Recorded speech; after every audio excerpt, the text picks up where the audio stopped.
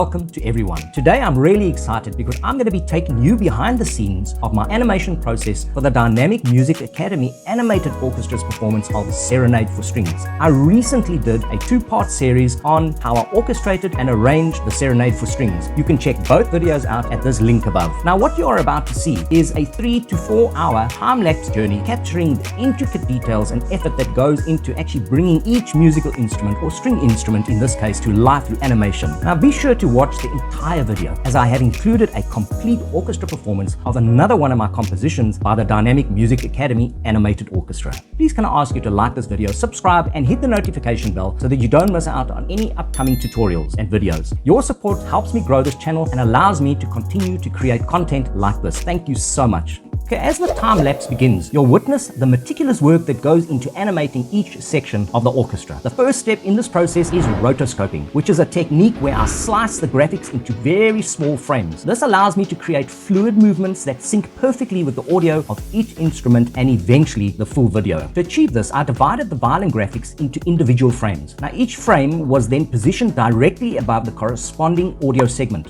This ensures that whenever the violin plays a note or a passage, their graphics move in perfect sync with the audio. It's essential that the animation reflects not only the notes but also the expressive nuances and articulations of their performance. For instance, if I want the first note of a motive to be emphasized, the segment for that note will be slightly elongated to capture the articulation. And in a similar way, for shorter non-legato notes, the segments are shortened, creating larger gaps between them, and this generates the illusion that the violins are playing in a non-legato or a pizzicato style.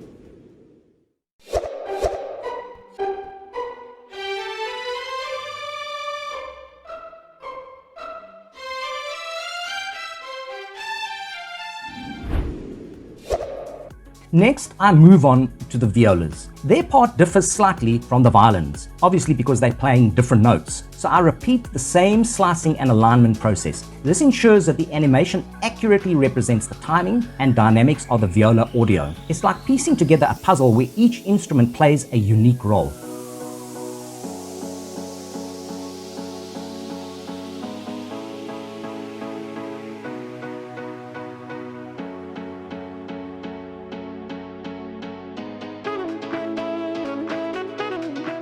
Then I come to the cellos. Each of these instruments has its own character and contributes to the overall texture of the piece. I meticulously align their graphics to their respective audio tracks, capturing the rhythmic aspect of their melodies. One of the most rewarding parts of this process is watching how each animated section comes together, creating a cohesive visual representation of the orchestra and what they are playing.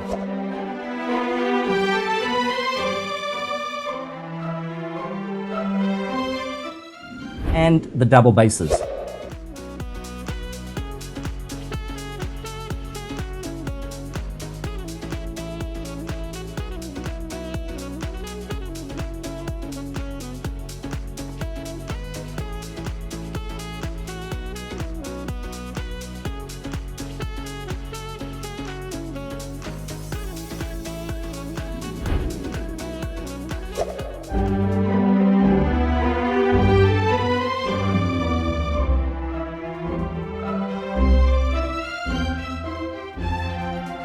Now let's talk about the conductor. The conductor plays a vital role in uniting all of these instrumental parts together, and animating his movements was equally as important. I followed the same rotoscoping technique that I used for the instruments for the conductor as well, but with a little bit of a twist. The conductor's hands need to signal when each section plays something important. For example, when the violins have a significant entry, you will see how the conductor's hands or his head move in a way that emphasizes that movement. The same with the double basses. You'll notice that the conductor actually looks in the direction of the double basses at strategic points in the performance. Now, at the same time, the conductor must also maintain a steady pulse to guide the orchestra through the entire piece and to keep that rhythm going. Now, as you watch this time lapse unfold, you'll actually see how all the elements come together to create a vibrant representation of the Serenade for Strings. Each frame, each movement, and each audio alignment contributes to a final animation that not only showcases the musicianship of the orchestra, but also brings the music to life visually.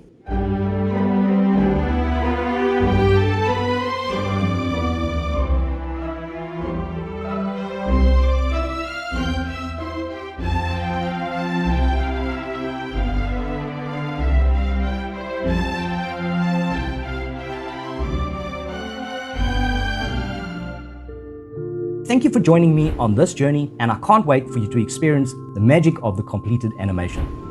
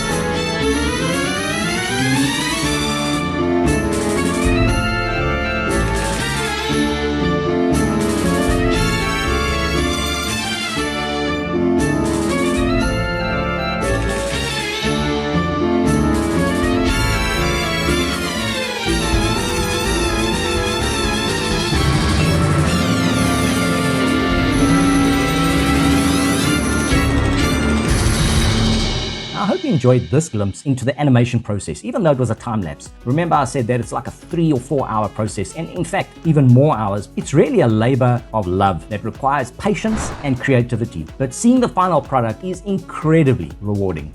Please like this video, subscribe, and hit the notification bell so that you don't miss out on any upcoming tutorials and videos like this. Your support helps me grow this channel and helps me continue making content like this. Thank you so much.